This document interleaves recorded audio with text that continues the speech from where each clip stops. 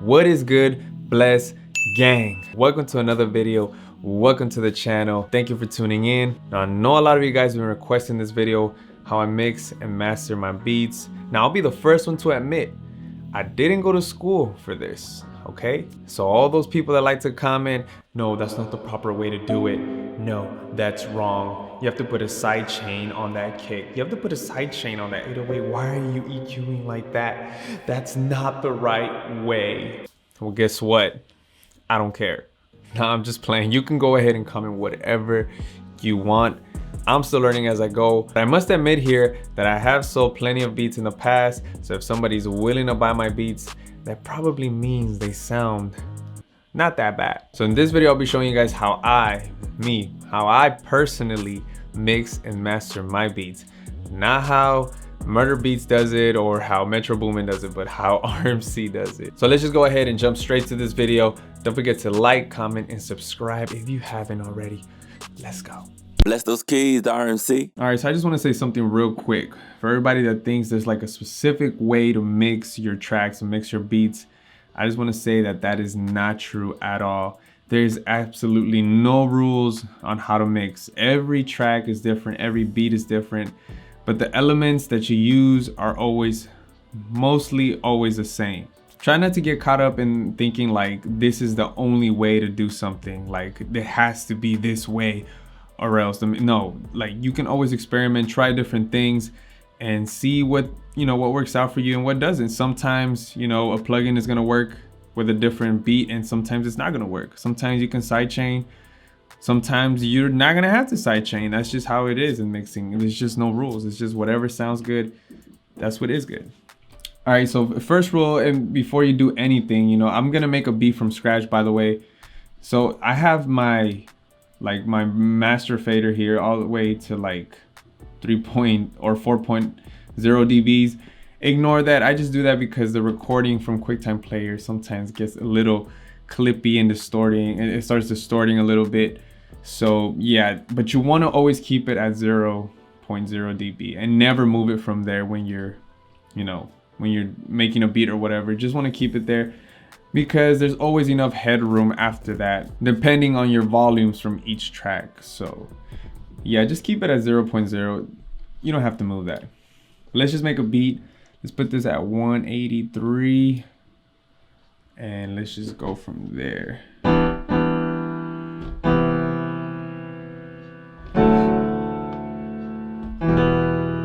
All right, let's just play in the key of E minor. Let's just make a quick melody on piano, and I'm using piano V2 from Arturia, American classic. So yeah, let's get it.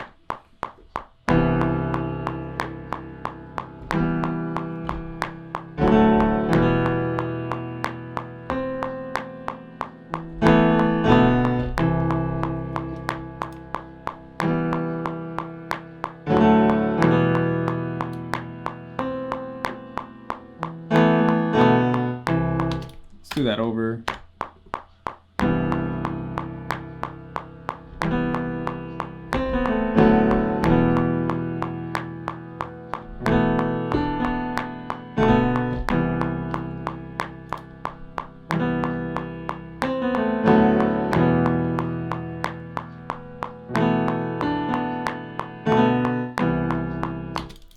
See if we could quantize that a bit. Something, you can sometimes quantize. If it sounds too robotic, then you could just change the velocity right here or the swing. Or you could just change the MIDI a little bit. Just take it off the grid somewhat.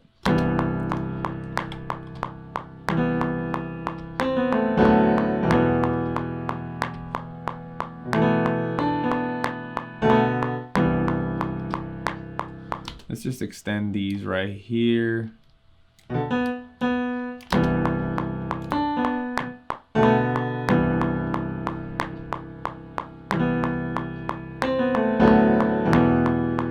And if it sounds too choppy like that, you could just, put it on the grid.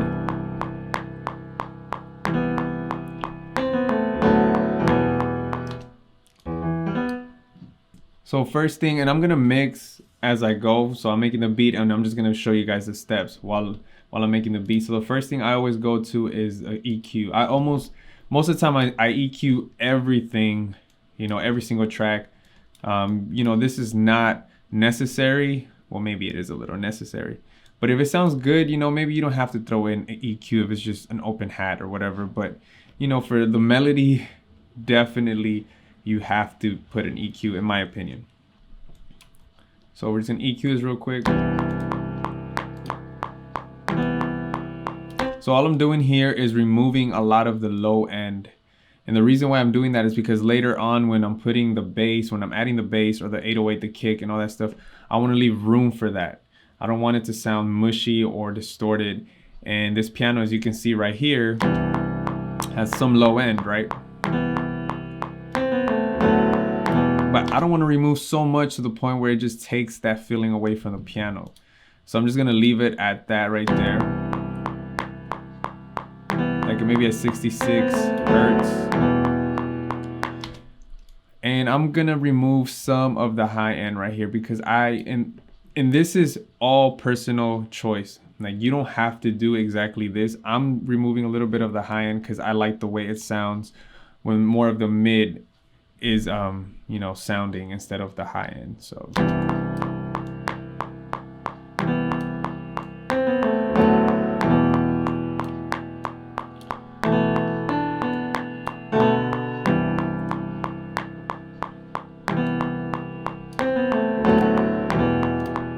so you see, it makes a little bit of a difference.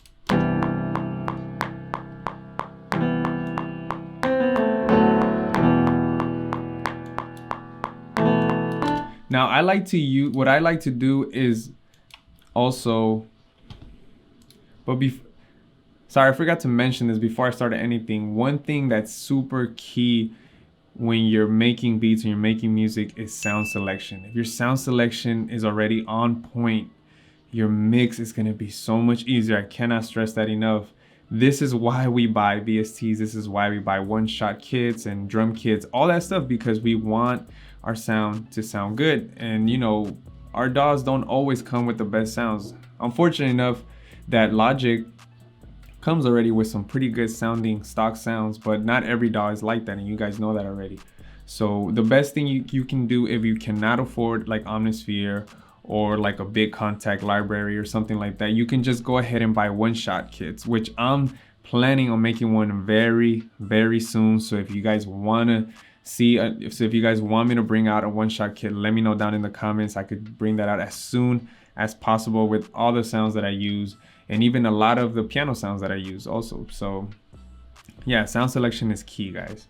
So after doing the EQ, so after putting the EQ, I like to mess already with the mix inside the plugin, inside the VST. Sometimes they have that option, like this one has dry and wet, right? So if I want to make it, and this one has already an EQ in it, so Arturia did a good job in adding, you know, an EQ on here. They also have like a different where you, like a different setup where you would hear the mics if you were playing on a real grand piano. So if you want to put it classic AB, the difference from this one, it's more in the middle, right? It sounds different. And this one, close mic. Under the lid. But I like the classic AB. It just sounds like a real piano. Okay, so I'm just gonna add a little bit right here of wetness. So it won't be completely dry, and that way I don't have that reverb anymore. I'm good. So the next thing I want to do is I'm gonna get this same piano sample and I'm just gonna bounce it in place. Right, we have that now. Let me delete this. I'm just gonna duplicate this, copy and paste this. Oops, sorry, copy and paste it down here because I want to reverse it. I want to see how that sounds. We're making a beat here too, remember that.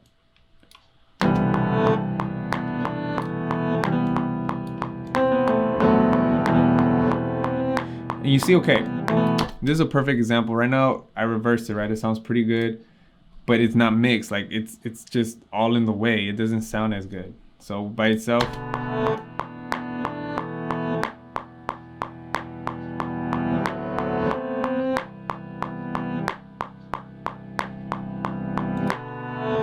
So So you can choose. This is where part of the creativity that you guys have to come up with.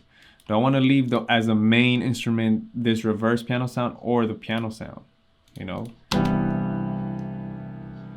And I think I want to leave the piano first. But this, you have to be able to mix it in perfectly, that second instrument.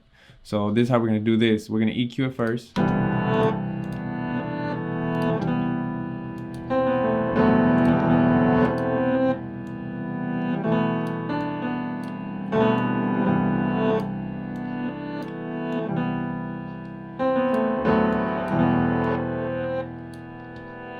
And for this one, I don't want any low end. I just want all mid and high.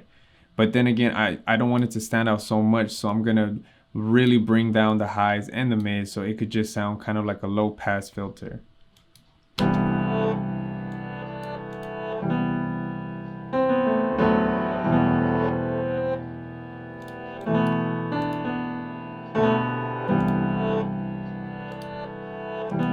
And the next thing I like to do is from here, usually I like to lower the volume straight from the VST itself, right? But this one, we bounce the track. So now it's just a WAV file. So now what we're gonna do is we're gonna have to lower it from the fader itself. And what you wanna do is, what I like to do to blend it in is play them together and lower the fader as it's playing to see where it's gonna sound the best. So we do it like this.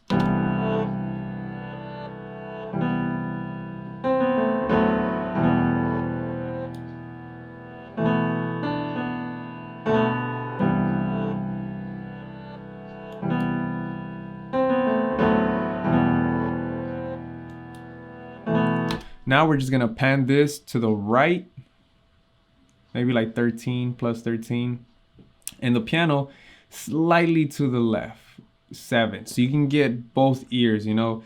It's very important that you guys learn how to pan your instruments properly because, you know, when you're in the car or whatever, it has a more stereo feel. It just whitens out the sound better. So it just gives it more of that, you know, surrounding type of sound. So when you pan your instruments, it just makes it sound better. But don't go like this either. Then you're just gonna hear it from one side, you know.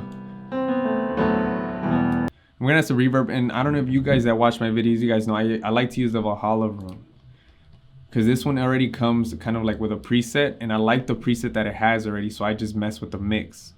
So with the second melody I made, I'm just gonna lower down this mix right here because right now with it on, it sounds very like it has so much reverb on it. Doesn't sound bad, but I want it kind of like in the middle where it doesn't, you know. And the next thing I'm gonna add is some delay, and I'm gonna use this stock plugin right here called Stereo Delay. It's already in Logic, so you could just hear that. And then when you low, because we lowered the volume to a point where we could barely hear it, but it's still there, you know, the delay won't affect the melody as much, and it's just gonna be blending in with the whole track. So just leave it there. Like now it sounds like this.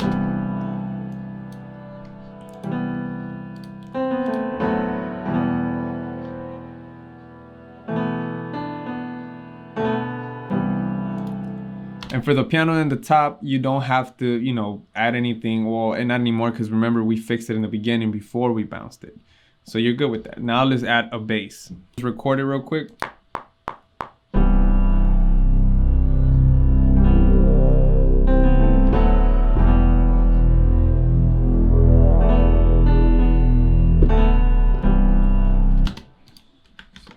Quantize. Okay, so right now it sounds really loud, right?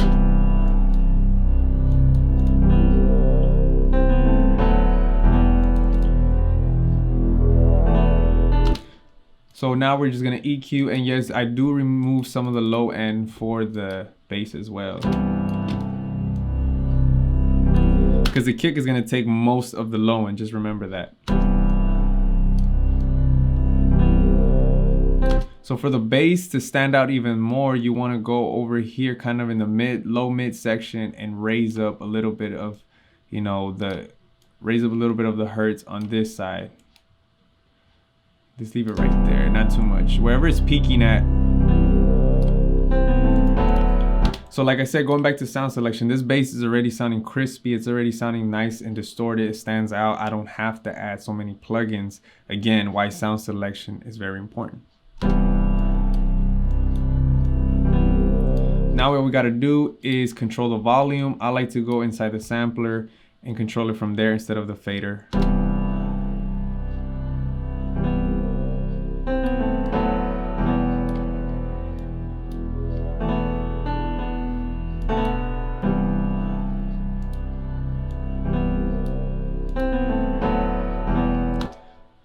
Now, if you do want your bass to stand out completely and like massively, just add some distortion and mess with the threshold and the drive and you should be good. But when you have a good one shot, you don't need to do all that stuff. Next thing I'm gonna add is a vocal sample from Arcade, of course, because you guys know I love Arcade.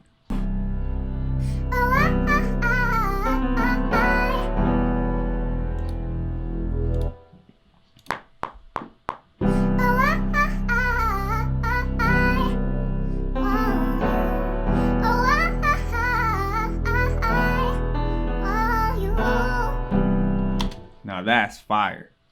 All right, so the really cool thing about Arcade is it has already an option where you can just add some effects within the interface that it brings.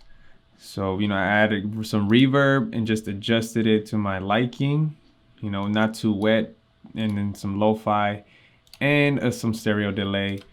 So now I'm just gonna EQ it with Fab Filter, and that's pretty much it.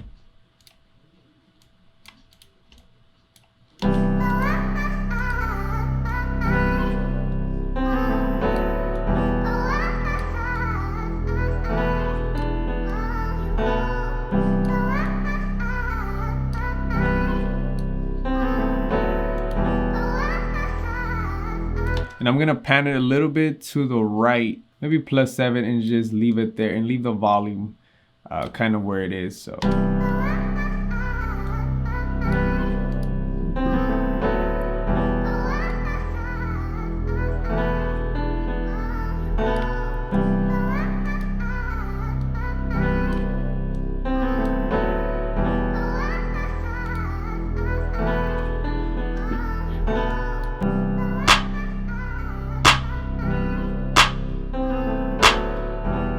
And for the clap, I like to EQ it. I already have a preset where I EQ it like this, but depending on the clap that I'm using, you know, this high end right here, sometimes I like to bring it down, so.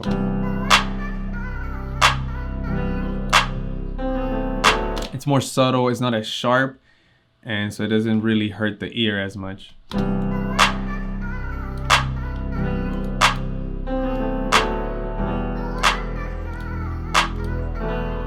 And usually I use Alchemy to bring those samples in. You could use a sampler too. This is just, you know, old school, like, well, not really old school, but I've been using this for a while and the sampler came this year, right? So you can use Alchemy or the new sampler, whatever.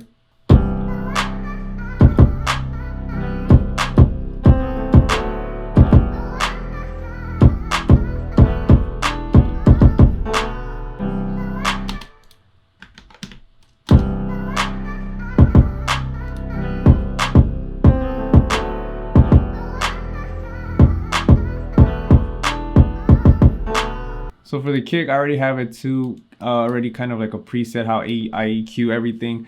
And this is very time saving. So if you guys can go ahead and save like some plugins and how you EQ them already and have them ready, it'll just make your life a lot easier, because as soon as you bring in that one kick that you use, then the EQ is already there. Now you just adjust it.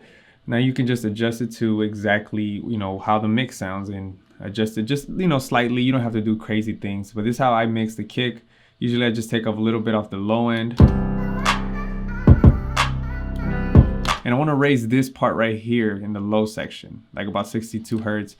Sometimes it depends how the kick is sounding. I can raise it more, I can lower it, but it just depends. It really just depends on how the whole track is sounding. So maybe sometimes I'm using another instrument, and in that particular instrument, you know, the frequencies on the low end are like way crazier than this piano that I'm using. So I have to adjust the kick in a different way in order for it to sound or stand out even better. Now remember, you know, in beats, the 808, the bass, the drums basically are like the heart of the whole beat. The melody is what's creating like that symphony, the soul feeling of the beat, but the drums is what gives it that groove. So you gotta make sure your drums are always sticking out more, a little bit more than your melodies. Okay, just a little tip, you know. And usually for this type of kick, like I said, I have the one shots already, so they're already kind of compressed. I don't have to do too much to it, just adjust the volume and EQ it to my liking. Now when I bring in the 808, you know, that's when I really have to adjust the 808 with the kick to make sure it's not distorting and it's not clipping or it's not sounding terrible, you know. And with this QuickTime Player recorder, I need a new screen recorder. Sometimes it just makes it clip when it's not supposed to.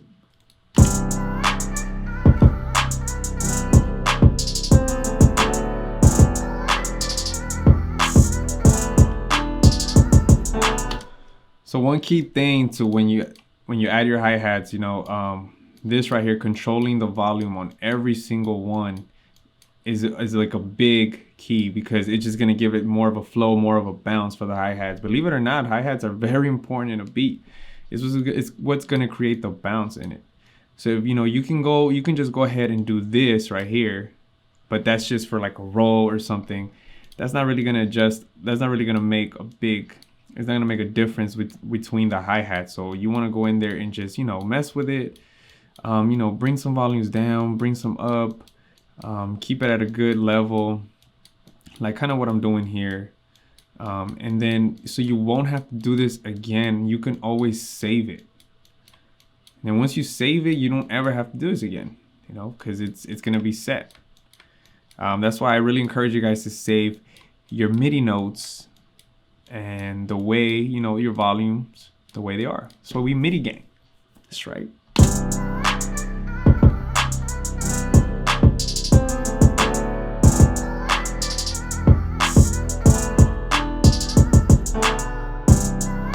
Gives it that bounce to that beat, you know. So, and then to EQ this, all I do is just remove, again, the low end somewhat. But the hi-hats don't have a lot of low end, but you just want to get rid of that low end so it could be as clean as possible.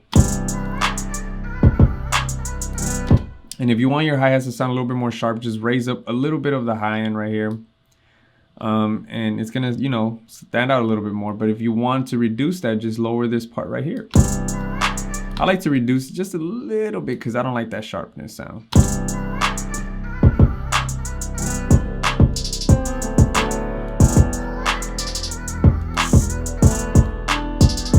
And one big thing, you know, for the hi-hats, you want to pan these some way, you know, one way or another. You don't want, I never leave them just straight in the middle.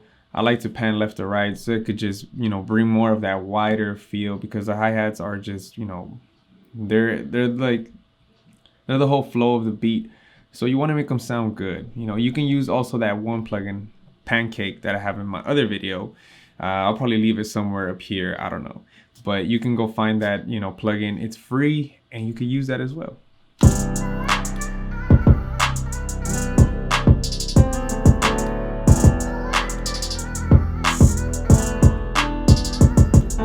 And if you want to adjust some things, you know, as you're making this, you're like, oh, you know, I put the hi-hat in, now I can't hear the bass as much. You could just go ahead and raise up the bass, or, you know, maybe the kick a little bit, whatever you want. You know, like I said, there's no rules. Oh, I can't go back to the kick. That's it. I already, you know, did what I had to know. You can always go back to whatever you want. It's okay.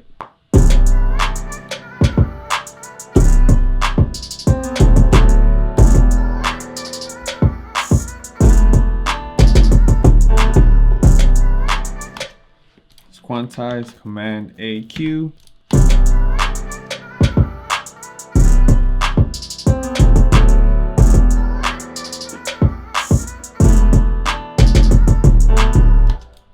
All right, so for the 808, like I said, I already have something like a preset with all the plugins that I use in case I need to use them. Like I have my C6 that I use from Waves, Sidechain. You know, it's not on right now.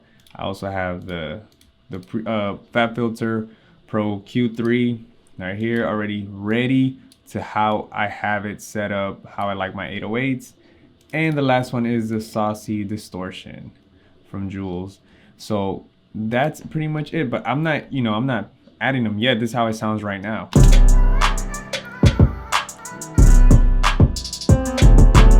Usually I like to solo the kick and the 808 to see how they sound together.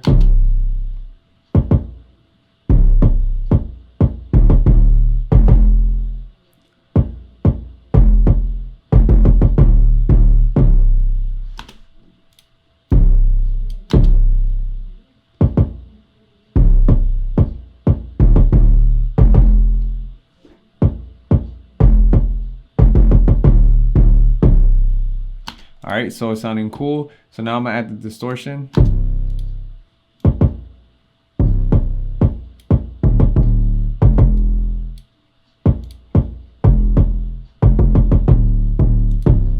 And I added some juice, right?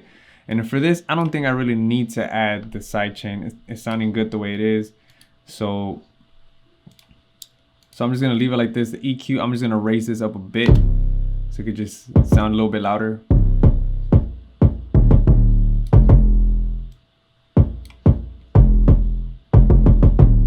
And the reason why I have this one dipped is because remember, right here in the kick, I have it, I raised it up a bit. So you cannot have both of those raised up. Well, you could, but it's not gonna sound as clean. So I have that one, raised, and I have this one down because the kick is obviously punching up and the 808 is more of a low end type of instrument. So just to keep that in mind. And together.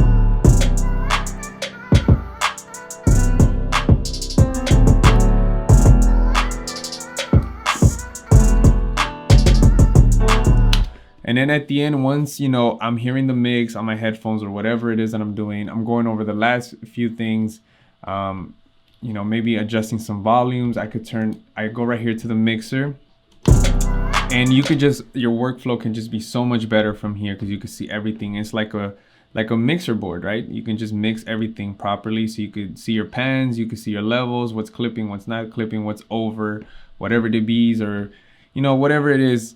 And let me just say something. If you see it on red for your drums, usually I don't mind them going over a certain dB if it's turning red because I want them to punch. And, with these new beats that they're making now, they're so loud and in your face that you kind of have to break the rules a little bit. As long as it's not, distorting crazy and it sounds clean and it's not clipping like crazy, then I think you're fine. As long as you have a good mix by adjusting all the volumes, I think you'll be fine. So don't be scared if you see it going on red a little bit. Sometimes I do that, I break the rules. The last thing I add is just this adaptive limiter right here to make everything just the volume just raise up right here.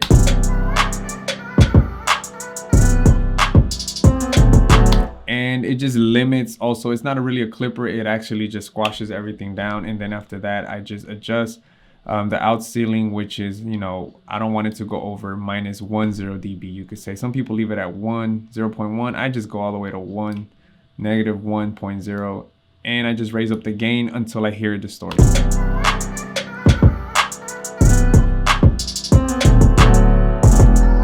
And sometimes, if I'm gonna send it to an artist or whatever, I don't add none of this. I just leave it as it is and just add like maybe a limiter on it and then just send it over, because you want to leave some headroom for the artist to hop on and stuff like that. And always bounce the WAV file and the MP3 together and send them both, because sometimes they like the WAV, sometimes they like the MP3.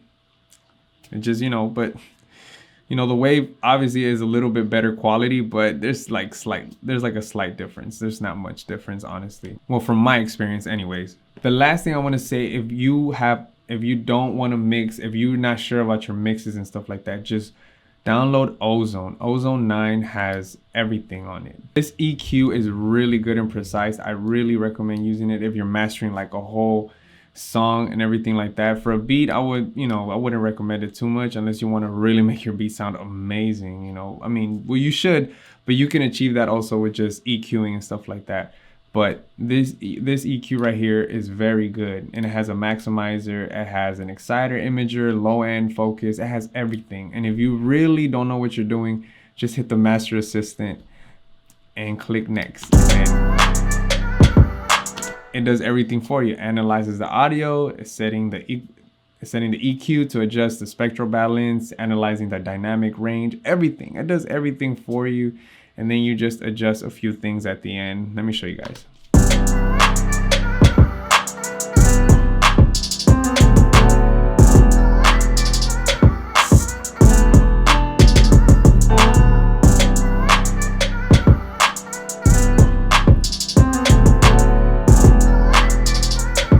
So then after it's done, I just go in here and just adjust some stuff I don't like. Like now it sounds a little bit brighter because obviously it raised up some of the high end here. And the maximizer, it made it a little bit louder. It left it at 1.0 dB.